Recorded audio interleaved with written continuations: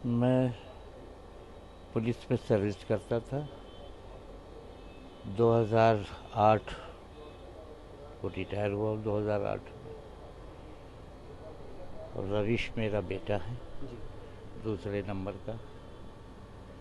वो करीब 15 साल से ईरान में मीडिया में है। अभी ईरान में और इजराइल में एक अलग ही माहौल चल रहा है, बहुत ज़्यादा संघर्ष चल रहा है दोनों मुल्कों के बीच। आप खुद एक पुलिस अफसर रहे हैं तो आप बेहतर समझते हैं जब दो मुल्कों के बीच ऐसी जंग की हालात होते हैं क्या कुछ रहता है। और जैसे कि आपके बेटे एक जर्नलिस्ट हैं, कितना ज़्यादा उनके लिए टफ है, क्या कुछ उनसे बातचीत होती है, क्या आपको लग रहा है इस वक्त? ये तो आप देखिए, इस भरी बरसात में आप आ रहे हैं, आप कैसा महसूस कर रहे हैं? अपनी ड्यूटी पूरी कर रहे हैं। तो ये मेरे लिए भी प्राउड की बात है, मेरा बेटा अपनी ड्यूटी पूरी कर रहा है, इंसानियत के लिए काम कर रहा है। और फिर हम उस कौम के मानने वाले हैं जिसने इंसानियत का हमको सबक दिया, पूरी दुनिया को सबक दिया है। तो इंसानियत के लिए काम कर रहा है, फर्ज निभा रहा है अपना। मुझको उस बात की प्राउड है। कभी घबराहट या डर नहीं लगता इस नहीं, माहौल में बच्चा घबराहट है? का तो अल्लाह का शुक्र है कि मैं कभी किसी मामले में, किसी मौके पे, लम्हे में घबराया नहीं। घबराहट नाम की कोई चीज़ नहीं, जो है अल्लाह ने दिया है, उसको काटना है। अमूमन माँ बाप के दिल में एक हमेशा औलादों के लिए बहुत डर रहता बीइंग है। ए फादर, तो बहरहाल भी तकलीफ देगी। हर बाप ये चाहता है कि बेटा सामने से रहे। तो ये तो बाप की हैसियत से तो मेरी यही ख्वाहिश है।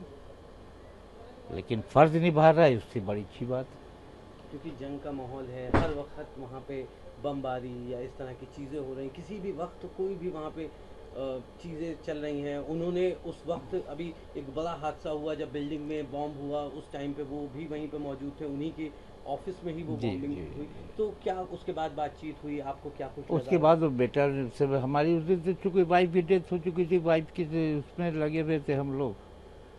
बस ये हो गया कि अब बम्बार्डमेंट हो गया है, फ्लाइट्स बंद हो गई हैं, कोई आ नहीं पाएगा। तो हम लोग इसी भी रह गए, हम लोग डिस्पोजल बॉडी का कर दे। फिर शाम को उससे बात हुई, तो उसने कहा डैडी ऐसी बात, हमने कहा हमको अंदाज़ा पहले ही हो गया था कि चूँकि न्यूज़ में आ ही रहा था।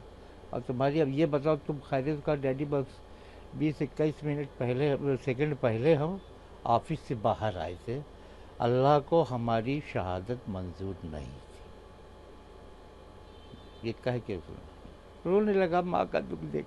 उसकी भी वाइफ की डेथ हुई अभी लास्ट सितंबर में, 23 सितंबर 2024 को उसकी भी वाइफ डेथ हुई थी। उस वक्त भी वो ईरान में था। खैर वाइफ की डेड बॉडी पे आ गया था, माँ की किस्मत में नहीं, सम्मान नहीं आया। तकलीफ में है, कोई सहारा देने वाला नहीं। इस अफरा तफरी के माहौल में कौन किसके दुख पे साथ देगा, ये है तकलीफ है। तो बच्चा मेरा अकेला है।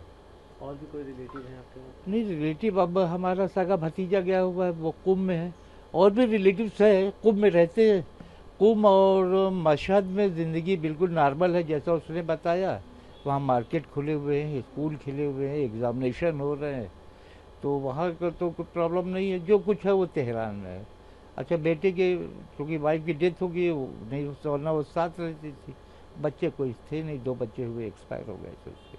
अभी लास्ट टाइम कब बात हुई बच्चे से आपकी? लास्ट टाइम तो भी कल भी बात हुई है।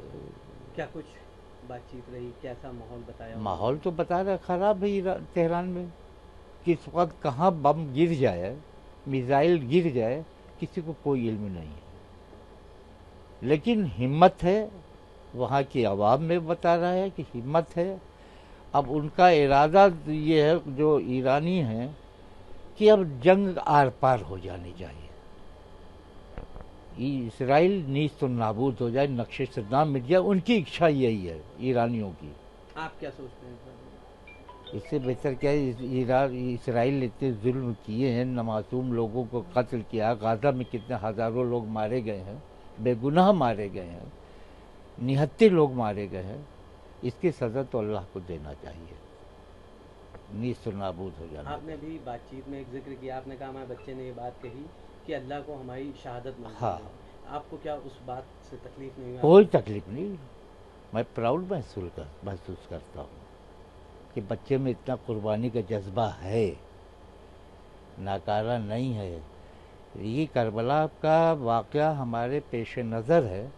72 आदमी लाख 1.25 लाख की फ़ौज में घिरे हुए थे, लेकिन उनके कदम पीछे नहीं हटे। तो हम उस कौम के मानने वाले हैं, उस कौम के पैदा हैं। तो कोई वो नहीं है, वह दहशत नहीं है। और उसमें अल्लाह का शुक्र अदा करते, किसी मरहले पे हमने कोई दहशत नहीं महसूस की है। तमाम ऐसे लोग हैं लखनऊ से, हिंदुस्तान से, जो ज़ियारत के मकसद से हमारी ईरान परिवार में- के गए हैं, जी। परिवार के भी हैं, हालांकि हमारे लोग सगा बहुत भतीजे। घबराए हुए हैं, वो चाहते हैं कि फैमिली के लोग वापस आ जाए। नहीं, फैमिली यहाँ जो है, जो यहाँ फैमिली मेंबर्स है, जो यहाँ फैमिली मेंबर्स है, वो घबराए हुए हैं। लेकिन वहाँ अभी भतीजे से बात हुई थी हमारी, जो गया हुआ है, उसने कहा बड़े भाई यहाँ कोई घबराहट किसी की नहीं। लोग कह रहे हैं कि इतने दिन और रुक कर हमको इबादत का मौका मिल रहा है, वरना फ्लाइट थी चले आते। अब जितने दिन रुके उतने दिन तो इबादत अल्लाह की करेंगे। वो कोई घबराहट नहीं है वहाँ पर, ना कोई भूखा मर रहा है, ना प्यासा मर रहा है। ईरानी गवर्नमेंट और इंडिया गवर्नमेंट दोनों सब ख्याल रख रहे हैं। जितने भी हमारे हिंदुस्तान के बाशिंदे हैं, वो सब का उनका ख्याल रख रहे हैं, खाने पीने का, वापसी का भी इंतज़ाम कर रहे हैं। और इंशाल्लाह काफ़िले वाले वापस आएंगे।